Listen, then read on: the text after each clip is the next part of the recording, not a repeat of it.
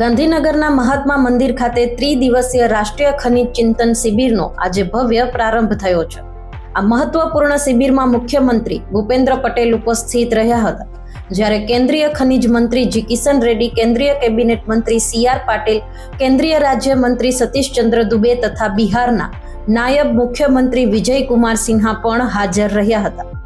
કેન્દ્રીય રાજ્ય મંત્રી સતીશચંદ્ર દુબેએ જણાવ્યું હતું કે ભારતની ખનિજ સંપત્તિ અંગે આ ચિંતન શિબિરમાં વ્યાપક ચર્ચા થશે. તેમણે જણાવ્યું કે આત્મનિર્ભર ભારત માટે ક્રિટિકલ મિનરલ અત્યંત આવશ્યક છે અને આ માટે કેન્દ્ર સરકાર દ્વારા નીલામી પ્રક્રિયા હાથ ધરવામાં આવી રહી છે. સાથે જ ખનન પ્રક્રિયા દરમિયાન પર્યાવરણને કોઈ નુકસાન ન થાય તે દિશામાં ગંભીરતાપૂર્વક વિચારવાનું રહેશે. નીલામી બાદ ખનિજ સંપત્તિ કેવી રીતે ઉત્પન્ન થાય તે વિષયમાં પણ ચર્ચા થવાની છે.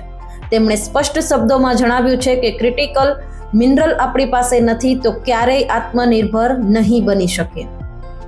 કેન્દ્રીય કેબિનેટ મંત્રી CR પાટીલે નિવેદન આપતા જણાવ્યું છે કે દુરંદેશી મહાત્મા મંદિર એકમાત્ર સ્થળ છે. તેમણે જણાવ્યું છે કે મહાત્મા મંદિર એક પણ પિલર વિના માત્ર 80 દિવસમાં તૈયાર કરવામાં આવ્યું હતું, જે વિકાસની ક્ષમતાનું એક ઉત્તમ ઉદાહરણ છે. તેમણે ચેતવણી આપતા કહ્યું કે આવનાર સમયમાં મિનરલ માટે યુદ્ધ જેવી સ્થિતિ સર્જાશે. 2047માં વિકસિત ભારતનું સ્વપ્ન ત્યારે જ સાકાર થશે જ્યારે દરેક વ્યક્તિ પોતાની જવાબદારી નિષ્ઠાપૂર્વક નિભાવશે.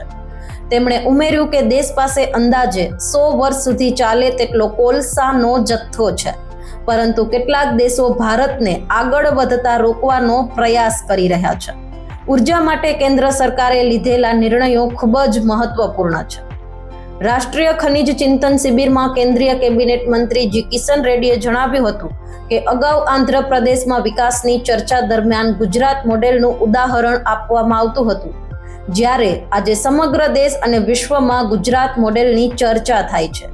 તેમણે જણાવ્યું કે આજે દુનિયાભરમાં માઇનિંગ સેક્ટરમાં મોટો બદલાવ આવી રહ્યો છે અને ભારતની જીઓપોલિટિકલ સ્ટ્રેન્થ સ્પષ્ટ રીતે જોવા મળી રહી છે.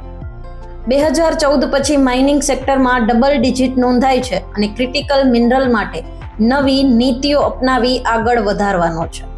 તેમણે જણાવ્યું કે 2014 પછી ખનિજ ક્ષેત્રમાં મોટું પરિવર્તન આવ્યું છે અને પ્રધાનમંત્રીનું વિઝન સ્પષ્ટ છે કે વિકાસ પ્રકૃતિને નુકસાન પહોંચાડીને ન થવો જોઈએ. ભારતમાં ક્યારેય કલ્પના નહોતી કરવામાં આવી કે ખનિજ ક્ષેત્રમાં ઇઝ ઓફ ડુઈંગ બિઝનેસ આવી શકે, પરંતુ આજે તે હકીકત બની છે અને ગુજરાતને છેલ્લા 2.5 દાયકાથી તેનો વિશેષ લાભ મળતો આવ્યો છે.